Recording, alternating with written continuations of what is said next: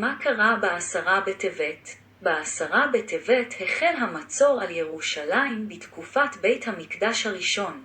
נבוכדנצר מלך בבל צר על ירושלים וסגר אותה מכל עבר במצור ובמצוק, וכך נמשך המצב עד לחורבן הבית הראשון ולגלות העם. הישמרו לכם, לפני שנכנסו בני ישראל לארץ ישראל הם הוזהרו על ידי משה רבנו ויהושע בן נון שלא יעבדו עבודה זרה. הארץ אינה סובלת עוברי עבירה, ואם יחטאו לא יוכלו להתקיים בה. באותה תקופה העבודה הזרה הייתה תאווה חזקה ביותר וקשה מאוד היה לעמוד בפני פיתוייה.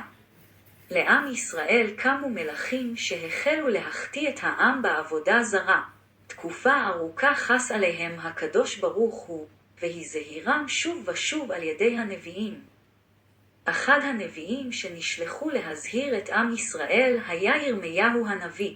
הוא ראה את ישראל בכלכלתם וניסה להוכיחם שיחזרו למוטב. בלב כואב הוא צעק ואמר, הנה כל שבעת בת עמי מארץ מרחקים. האדוני אין בציון, אם מלכה אין בה, מדוע הכיסוני בפסיליהם בהבלי נחר. כלומר, כשאני רואה את העתיד לבוא על ירושלים ליבי שבור ורצוץ. מתחנן אני עליכם, שובו מדרכיכם הרעים. ירמיהו התנבא נבואות קשות מאוד לעם ישראל. כששמעו בני ישראל את הנבואות הקשות, הם רדפו את ירמיהו ולא היטו אוזן לדבריו. נביאי השקר שכנעו את העם שמסר להם נבואות טובות של שלום וניצחון, של שקט ושלווה. באותו זמן מלך על ארץ בבל נבוכדנצר, שהיה מלך עריץ וקשה וכבש ארצות רבות. כשעלה נבוכדנצר לשלטון יצאה בת קול מהשמיים ואמרה לו, עבד רע, לך והחרב את בית המקדש, שבניו מורדים ואינם שומעים בקול ה'. ואולם, נבוכדנצר חשש שהקדוש ברוך הוא יעניש אותו. הוא החליט לעשות סימנים שונים כדי לדעת אם יצליח במלחמתו או לא.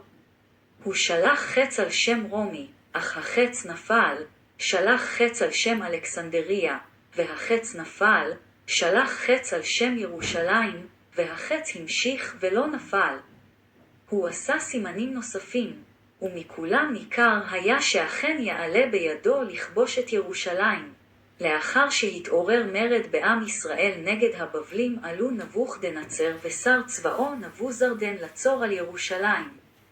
בתחילה לא עלה בידיהם להכניע את העיר.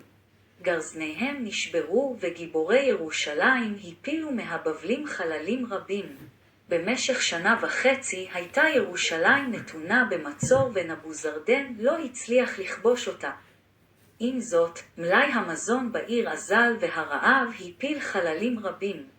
באו הילדים הרכים אל אמותיהם כדי לקבל אוכל, אך כשלא נענו נפלו הילדים ומתו עליהן.